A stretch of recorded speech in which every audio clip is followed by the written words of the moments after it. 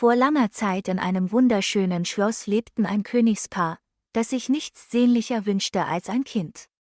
Nach langem Warten und Hoffen wurde endlich ihr Wunsch erfüllt, und sie bekamen eine wunderschöne Tochter.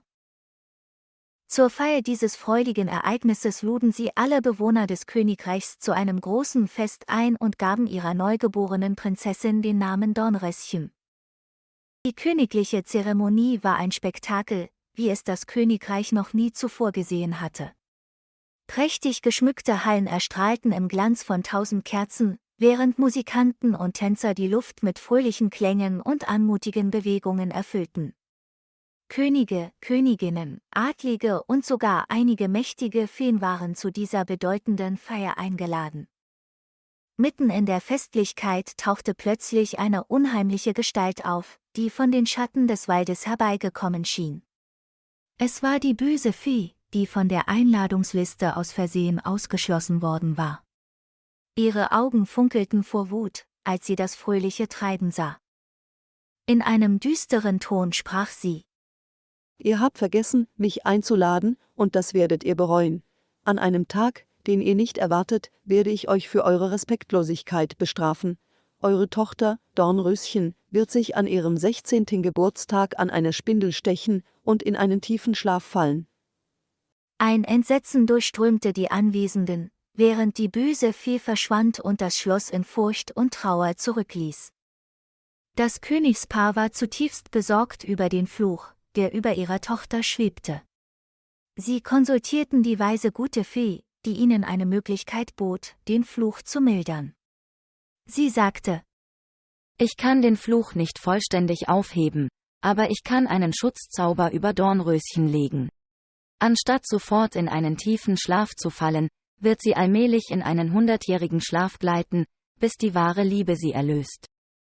Dankbar für diese milde Gabe, beschlossen die Eltern, alles in ihrer Macht Stehende zu tun, um Dornröschen vor dem verhängnisvollen Schicksal zu bewahren.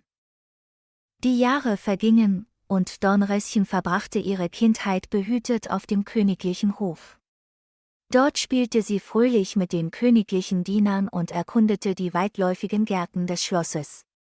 An ihrem Geburtstag wurde das Schloss jedes Jahr festlich geschmückt, und das gesamte Königreich feierte diesen besonderen Tag.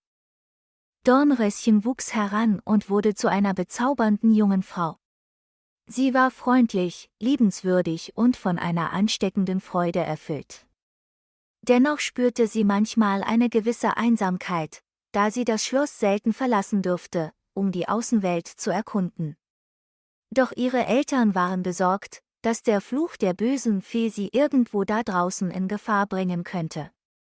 Eines Tages, an ihrem 16. Geburtstag, entschied sich Dornröschen, das verbotene Zimmer im Schloss zu erkunden, von dem sie nur gehört hatte, aber nie zuvor betreten dürfte. Dort entdeckte sie eine verborgene Tür, die zu einem staubigen und vergessenen Raum führte. Inmitten von alten Schätzen und Büchern stand eine geheimnisvolle Spindel.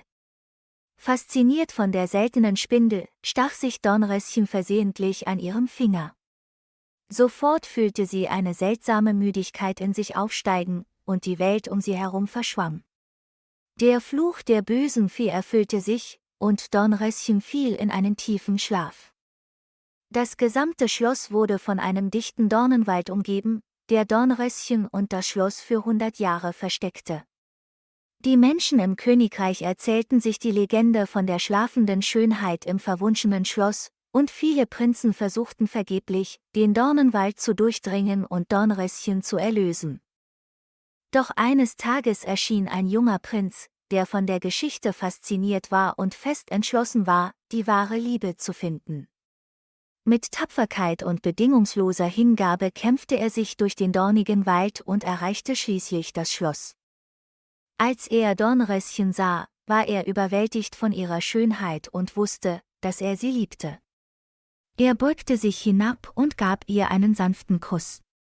In dem Moment, in dem der Kuss ihre Lippen berührte, öffnete Dornröschen ihre Augen. Die 100 Jahre des Schlafs waren vorbei, und der Fluch war endlich gebrochen. Dornröschen und der Prinz heirateten und lebten glücklich bis ans Ende ihrer Tage. Die Geschichte von Dornröschen und ihrem Prinzen wurde zur Legende und erinnerte alle daran, dass wahre Liebe mächtiger ist als jeder Fluch.